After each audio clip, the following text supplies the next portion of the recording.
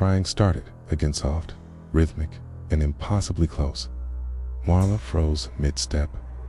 It was a wet, gurgling sound now, like something learning how to use lungs for the first time. Her baby was asleep against her chest, silent and still. So, who was crying?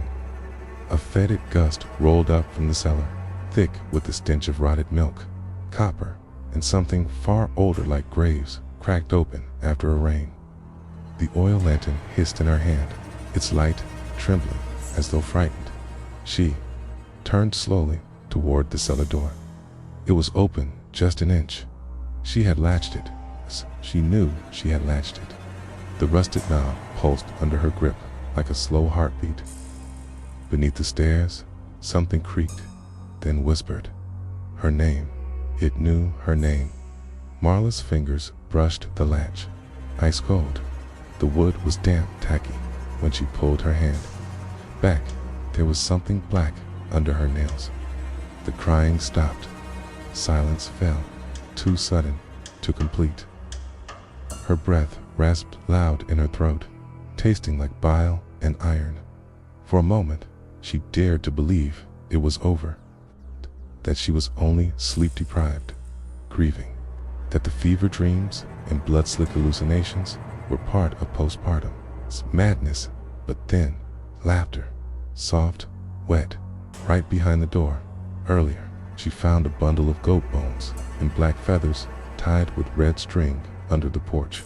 The local superstition called them soul cages, charms meant to trap the dead inside the earth. Clearly, they'd failed. She remembered the scratched symbol in the cellar wall, an old fertility sigil, defaced by claw marks. The walls around her groaned like they were shifting, as if breathing. From the corners, the paint wept. Not water, not paint, blood. The cellar door slammed open. Sighed. Something crawled up the stairs, and it was laughing in her husband's voice. Asterisk 2 weeks ago. Marla stumbled upon the farmhouse while fleeing the outbreak. The world had dissolved into red sirens, screaming, and the wet thuds of flesh tearing. She ran until her feet bled, until the forest swallowed her whole. When she found the house, there was almost 2 perfect intact windows, a rusted but working generator, shelves stocked with preserved food. She thought it was a blessing. She thought she had been spared. The first night, the silence felt merciful, but by the third, it pressed on her like wet cloth. The walls creaked, even when the wind was still. Something scraped across the attic floor above her, even though the trap door was nailed shut. The wooden floors wept sticky sap that smelled like rot and copper. And the fireplace, cold and untouched, sometimes exhaled the scent of charred hair. The baby was born 2 nights after her arrival. No pain, no blood, just warmth, a sharp scream, and then silence. The infant never cried again, just watched her. Its skin was too smooth, eyes too pale, and sometimes when she touched its cheek, she could feel her pulse slowing like it was drawing something from her. She'd found a burned photograph in the living room while a group of women in white, standing in a circle, holding hands around a child-shaped bundle, written on the back in faded ink, "We bind what cannot die. May the soil remain sealed." The townspeople used to gather here, she learned, a place for ritual, fertility prayers, offerings. But they stopped decades ago. Something went wrong. The land was never supposed to be disturbed. One morning, the baby was gone from the crib. She panicked, screamed, searched everywhere only to find it back in her arms, suckling as if it had never left. Then it whispered, clear as a bell, "You're not the first mother I've had." At first, Marla dismissed it all as stress, isolation, grief. She told herself the creaking floorboards were old timber settling, that the whispers were wind slipping through cracked window panes. But the sounds had rhythm now, voices overlapping, in hushed arguments just beyond the bedroom walls, called her by name in the dark, voices dry and cracking, as if spoken through dirt-filled mouths. She tried to rationalize. She scrubbed the blood-stained crib slats, until her fingers blistered, only to find the stains had returned by dusk. She boiled water, lit candles, whispered lullabies through clenched teeth. Some nights felt calm. Some nights she believed the worst was over. The baby cooed, smiled, its eyes wide gray, endless seemed almost human. Then came the taste of bile on her tongue, scent of rust and decay in her pillow. Her reflection in the cracked hallway mirror moved out of sync, lingering half a second too long when she turned away. Behind the wood stove, Marla discovered a cavity in the wall. Inside, brittle pages wrapped in cloth ritual instructions in smeared ink. A binding, blood sacrifice, infant replacement. The Veil Mother must be fed to keep the woods from waking. The diagrams were crude, scrawled with fingernails or bone, but she understood. This wasn't her baby. It never was. Locals had tried to contain it. Salt circles, burned offerings, even fire. But something always slipped through. It wanted to be born again and again and again. The walls began to pulse with heat. Paint flaked like dead skin. Its floorboards squelched beneath her steps, slick and warm. The house was no longer just haunted, was alive. One evening, she woke on the floor, arms empty. Silence. Then a single knock came from inside the wardrobe. When she opened it, her baby was standing upright and smiling with teeth. Asterisk, Marla couldn't sleep anymore.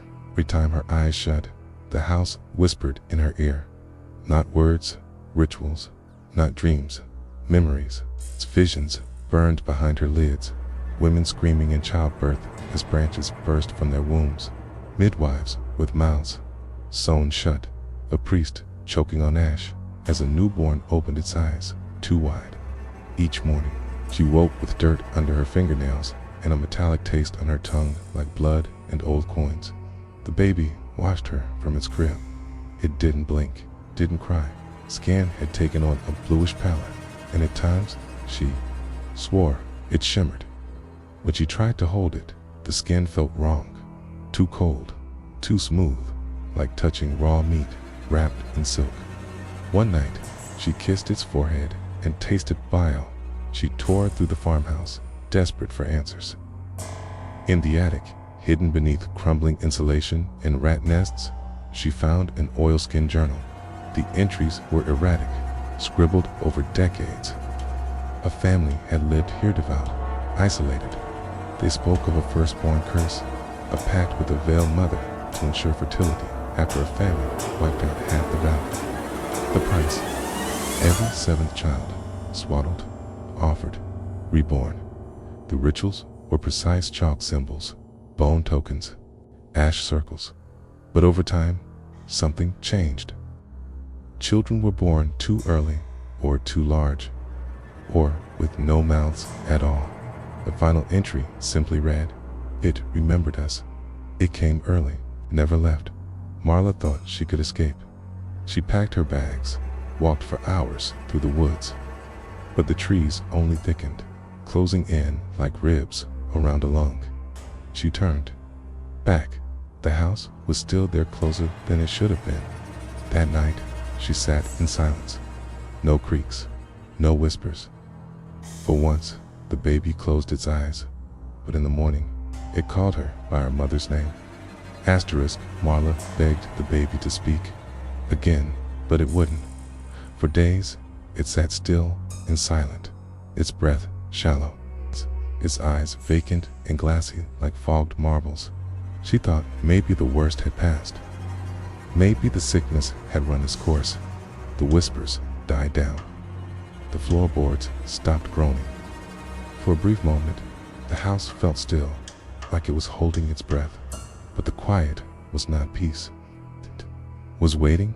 Then the baby turned its head, not gradually, but in one fluid motion, too fast for flesh. Its eyes rolled black for a moment before blinking back to gray. That night, the crying started not from the crib, but from under the floorboards. High-pitched wailing, muffled like it came from behind soil and stone. She tried to drown it out with blankets over her head, but the cries bled into her skull. She followed the sound to the root cellar. The air smelled like old meat, wet moss, and copper pennies. Cold stone walls dripped with moisture that tasted like rust when she licked her dry lips. At the back was a loose plank. Behind it, she found the bones teeny, brittle, dozens of them, wrapped in decayed linen, embroidered with names: Lila, Nora, Elsie, and Marla. Her name. Her own name. She vomited bile onto the floor, then wept until she couldn't feel her hands. She wasn't the first. The house had known her long before she stepped inside. An old, yellowed flyer fluttered from between the cracks in the wall. Festival of the Halloween, May 7th, at dusk. Bring what is old, leave what is born. Marla turned to run, her breath fogging in the now freezing air, only to find the crib empty and muddy footprints leading up the wall. And from the ceiling above came a second voice whispering, "Mama." Marla followed the muddy footprints with shaking legs and numb fingers, each step echoing on rotting floorboards that moaned like wounded animals. The air had thickened, syrupy, with the smell of scorched hair and something sweeter cloying, like rotted fruit soaked in copper. Every surface felt slick and cold, as though the walls themselves were sweating. She climbed the stairs to the attic. The cries, now multiplying, burst one, then two, then dozens of infant wails echoing from inside the walls. She pressed her hands to her ears. Still, they rang inside her skull, her mind frayed at the edges. Time bent. Hours passed in minutes, or maybe it was days. Her own voice began to whisper back to her. Near the attic hatch, she found an old cradle, too large, too ornate. Dark wood, warped by time. Key. Nestled inside was a bundle wrapped in red-stained lace. Key. Trembling, she unwrapped it. Not a baby, but a dried husk, skin stretched over bone, hollow eye sockets. Its mouth sewn shut with black horsehair. Carved into the cradle's frame were rune symbols she'd seen scorched into the root cellar's walls. A warning, maybe, or a seal. She remembered one of the old journal entries.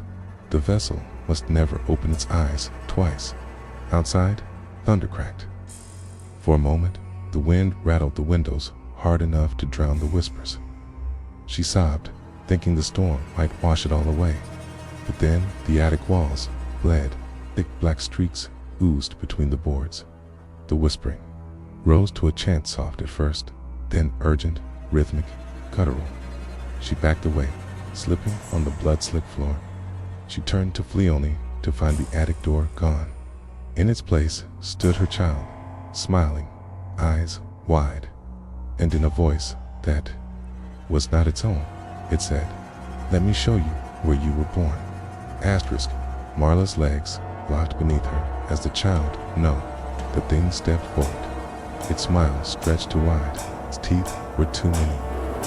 The air thickened with the scent of decay and something acrid, like burnt copper and spoiled milk.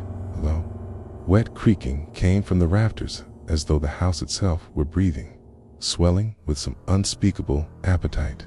She clawed at the attic wall, splinters piercing her palms, but there was no door, only old wallpaper peeling to reveal symbols, scorched into the plaster de nickel to the ones in the journal, now charred in the hearth downstairs. One glyph pulsed faintly, glowing red like an open wound. She staggered backward. Her throat was raw from screaming. She hadn't eaten in days, and now her mouth filled with a metallic taste, blood or bile. She couldn't tell. Her mind bent, warped by sleeplessness and fear. The line between reality and nightmare had dissolved entirely. Her baby's face flickered like a glitch. One blink it was hers. Next, it was something else, gray, ancient. Wrong dot. Then it touched her. Cold. The skin felt like old meat pulled from ice. She flinched, but nothing happened. No pain, no screaming, only silence. For a breathless moment, she thought, hoped it was over, that maybe all of it had been hallucination. Then the floor split beneath her with a crack. Like snapping bone, she fell down deeper than the attic should go. The darkness rushed up around her like water. She landed in wetness mud, maybe, but it smelled like iron. There were walls, carved stone, slick with blood that moved, pulsing like veins. A crude altar sat in the center. Bones littered the floor, ranged in spirals. Atop the altar, an ancient book bound in infant skin, and from behind it, something whispered, "You've returned, Mother." Marla's fingers brushed the ancient book, its cover cold and slick, like flesh left too long in the grave. She recoiled, bile rising in her throat. The taste of copper and rot coated her tongue. Whispers swirled from the altar, not from mouths, but from the stones themselves, as though the walls remembered every soul bled here. The thick, wet air pulsed with each syllable. She turned to run, but the chamber shifted. The walls closed in, bleeding down the cracks like black veins bursting open. The torchlight tiff, that's what it was, flickered, blue, then red, casting everything in surreal shades. Her knees buckled as the floor writhed under her like breathing muscle. In the corner, an old tapestry had been nailed to the wall, its threads made from human hair. It depicted a mother with a stitched mouth offering a swaddled infant to a god with antlers made of children's bones. She blinked and saw herself in the mother's place. It was her face, her blood. The journal had mentioned the hollow cradle, a curse whispered across generations in the village ruins below. They believed burying a stillborn beneath moonstone would appease the entity. It never worked. They stopped trying. She remembered the prayer scratched into her childhood bedrooms. Floorboards. He is not born of breath, but of hunger. Marla dropped to her knees, sobbing. She thought of her child, her real one, the one she lost during the outbreak. Had this thing taken its place? A sudden silence fell. The walls stopped bleeding. The whispers died. She looked up and saw the child again, cradling the book in its arms. "You finally remember," it said. "Now you must finish what you started." Then it opened the book. It screamed, not in pain, but in triumph. Behind her, the altar began to crack. Marla screamed, but no sound escaped her throat, only a raspy gurgle, like breath scraping over glass. Her legs wouldn't obey. The room pulsed red, then black, the shadows clinging like wet silk. The altar split down the center, stone groaning and bleeding, thick ichor that smelled of burnt copper and rot. It hissed when it hit the floor, eating through the stone with a sound like flesh frying. Inside the altar, a shriveled cradle rested atop bones. Hundreds of tiny bones, some human, others not. The smell hit her like a fist, bile, decay, something sweet and spoiled. Her stomach turned. She gagged and tasted iron, blood. No, something older, something dead. She stumbled backward, and her shoulder struck the wall. It pulsed beneath her skin like a heartbeat. A shriek rose from deep inside the earth, not human, not animal, just rage given form. The book at her child's feet flipped open, pages tearing themselves free, revealing scrawled ink and dark symbols etched in what she now recognized as skin. A vision seized her. She saw the villager's sentries, a gold binding a woman to a tree as she screamed. A midwife slit open her belly. They pulled out a creature, silent and staring, with eyes like obsidian mirrors. "Not born," they chanted, but summoned. They buried the mother alive beneath the altar. Her screams still echoed. Marla clawed at her face, trying to forget. Her nails scraped skin. Blood mixed with tears. She was unraveling. Then silence again. The whisper stopped. The cradle dissolved into dust. Her child was gone. She exhaled, thinking it over. But then came the lullaby, soft, Familiar? Wrong. Her dead husband's voice whispered it from the far corner, and something small crawled across the ceiling toward her. Humming along with it, Astrid's Marla ran, but the house twisted with her steps. Hallways looped into themselves. Doors opened into the same bleeding nursery. Every surface pulsed with dampness, as if the walls breathed. The floorboards groaned beneath her, whispering in a voice that wasn't hers. Mama, don't leave me again. The air was syrupy with the scent of scorched copper and sour milk. It clung to her tongue, coating her throat in bile. She choked on every breath. She clawed at the front door. It peeled like skin, warm and wet, revealing layers of rotten wood and embedded teeth, teeny, perfect baby teeth. Her screams bounced back at her in unfamiliar voices, some her own but twisted, desperate. The house was feeding Dot in a flash of flickering light. A vision overtook her. She stood in the same house, but older memory, not hers. A midwife with blackened fingers held a newborn wrapped in runes. The townspeople watched in silence, their mouths sewn shut. They had tried to contain the evil, ancient prayers in a language long dead. Salt circles, blood offerings, smothered births, all failed Dot. Now the house kept the curse alive. It waited for WOMBS. Marla collapsed, her mind frayed at the edges. Was any of this real? Was she still inside her body? Baby's cries turned to laughter, then silence, then soft breathing. Right behind her, she turned. A cradle stood untouched, clean, empty. Sunlight pierced through the cracked window. For a moment, everything was still. Hope flickered. She crawled forward, reaching for the cradle. Her trembling fingers brushed soft blankets. Cold, too cold. She looked inside. A single eye blinked up at her, not human, glassy and black, reflecting her own terrified face. Then, Mama. The walls began to close in, and from the cradle, something began to crawl out.